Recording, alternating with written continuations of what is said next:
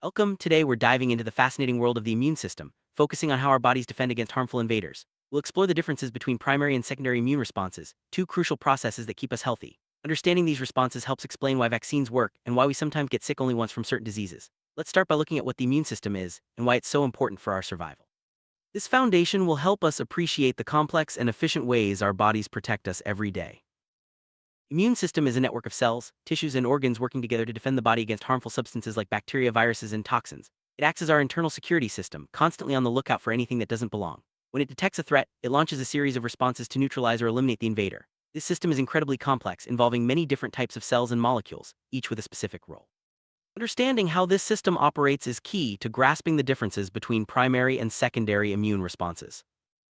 Before we get to the immune responses, it's important to mention the body's first line of defense, physical and chemical barriers. These include our skin, mucous membranes, and substances like stomach acid. They act as shields, preventing most pathogens from entering the body in the first place. If these barriers are breached, that's when the immune system's more specialized responses kick in. This initial protection is crucial, but it's only the beginning of the body's defense strategy. Once a pathogen gets past the body's barriers, the innate immune system is the first to respond. This part of the immune system is nonspecific, meaning it attacks all invaders in the same way. It includes cells like macrophages and neutrophils that quickly recognize and destroy foreign substances. The innate response is fast but not tailored to specific threats.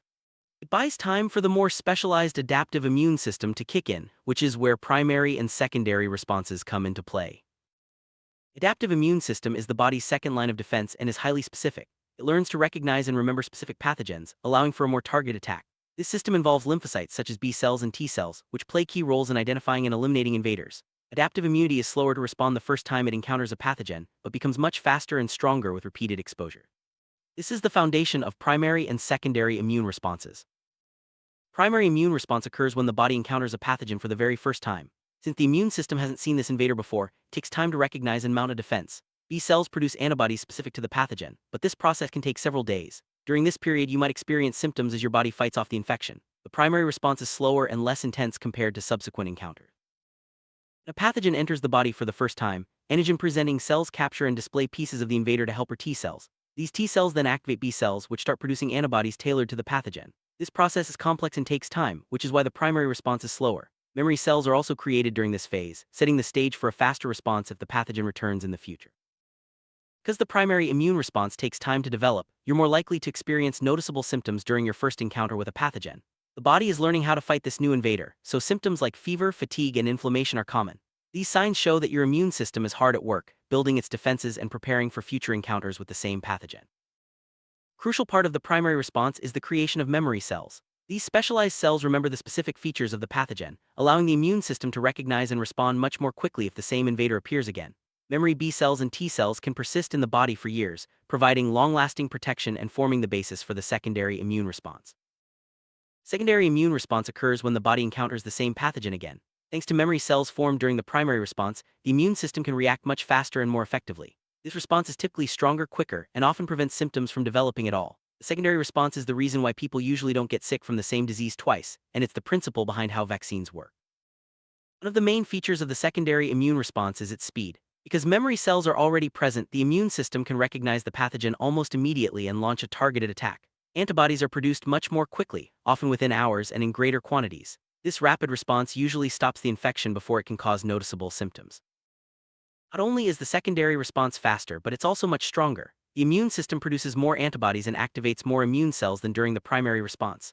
This heightened reaction means the body can eliminate the pathogen more efficiently, often before you even realize you've been exposed. This robust defense is what gives us long-term immunity to many diseases. Vaccines take advantage of the body's ability to form memory cells. By introducing a harmless part of a pathogen, vaccines stimulate the primary immune response without causing illness. This process creates memory cells, so if you're ever exposed to the real pathogen, your body can mount a rapid and strong secondary response. This is why vaccines are so effective at preventing diseases. Antibodies are proteins produced by B cells that specifically target and neutralize pathogens. During both primary and secondary responses, antibodies play a central role in identifying and marking invaders for destruction. In the secondary response, antibodies are produced more quickly and in larger amounts, making the immune system's attack much more effective. T cells are another essential part of the adaptive immune system. Helper T cells activate other immune cells, while cytotoxic T cells directly destroy infected cells. Both types of T cells are involved in the primary and secondary responses, but their actions are faster and more efficient during the secondary response thanks to memory T cells. Primary immune response is slower because the body needs time to recognize the new pathogen, activate the right immune cells, and produce specific antibodies. This learning process is essential for building immunity, but it means the first encounter with a pathogen can result in illness. Once memory cells are formed, future responses are much faster. Secondary response is faster because memory cells are already primed to recognize the pathogen. They quickly activate the immune system, leading to rapid antibody production and a swift attack on the invader. This efficiency is why people often don't get sick from the same disease twice and why booster shots are sometimes needed to maintain immunity. Duration of immunity depends on how long memory cells persist in the body. For some diseases, memory cells last a lifetime, providing permanent protection. For others, immunity may wane over time, requiring booster shots or repeat exposures to maintain protection. This variation explains why some vaccines need to be updated or repeated. Classic example of primary and secondary immune responses is chickenpox. Most people get chickenpox only once because the primary infection leads to the formation of memory cells. If exposed again, the secondary response is so effective that the virus is eliminated before symptoms develop, providing lifelong immunity in most cases.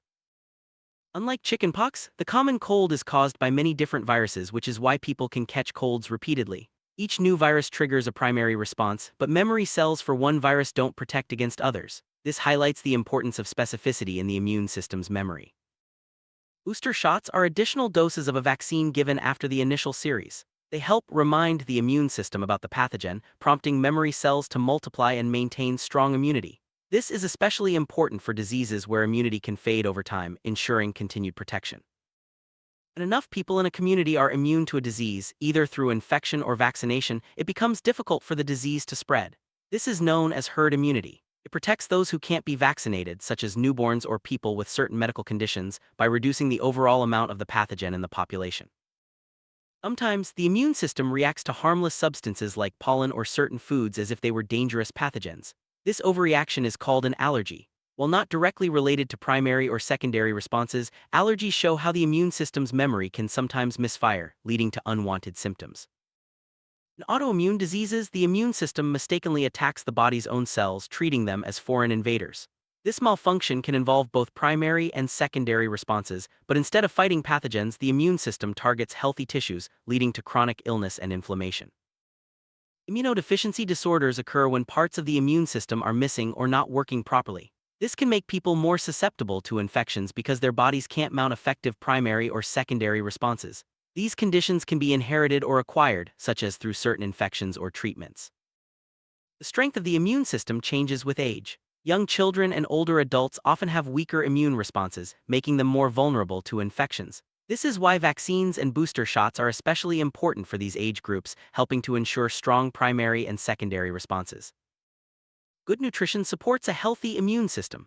Vitamins and minerals like vitamin C, vitamin D, and zinc are essential for the proper functioning of immune cells. A balanced diet helps ensure that both primary and secondary immune responses are strong and effective.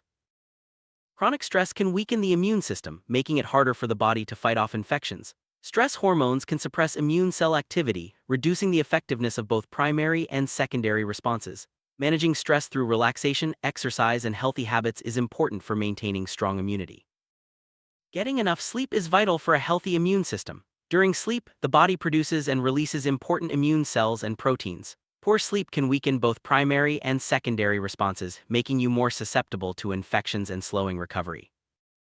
Regular physical activity can help strengthen the immune system. Exercise improves circulation, allowing immune cells to move more freely throughout the body. This helps both primary and secondary responses work more efficiently, reducing the risk of illness and speeding up recovery.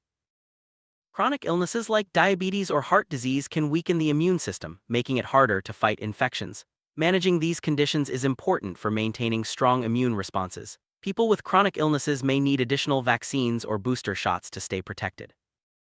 Some medications, such as chemotherapy or immunosuppressants, can weaken the immune system. This can make it harder for the body to mount effective primary and secondary responses. Doctors may recommend additional precautions or vaccines for people taking these medications. Traveling to new regions can expose you to unfamiliar pathogens. Vaccines and good hygiene practices are important for protecting yourself. The immune system's memory helps, but new pathogens may require a primary response, so preparation is key for safe travel. Pregnancy brings changes to the immune system to protect both mother and baby. Some immune responses are suppressed to prevent the body from attacking the fetus, while others are enhanced. Pregnant women are often advised to get certain vaccines to ensure strong protection for themselves and their bodies. Genetics play a role in how strong or weak your immune responses are. Some people inherit genes that make their immune systems more effective, while others may be more susceptible to certain infections. Understanding your family history can help you take steps to protect your health. Environmental factors like pollution, climate, and exposure to toxins can impact immune function. Clean air, safe water, and a healthy environment support strong immune responses, while pollution and toxins can weaken the body's defenses. Good hygiene practices such as hand washing and safe food handling help prevent infections and reduce the need for primary immune responses. These habits support the immune system by minimizing exposure to harmful pathogens. Lifestyle choices, including smoking, alcohol use, and physical activity, can influence immune health. Healthy habits support strong primary and secondary responses, while unhealthy choices can weaken the immune system and increase the risk of illness.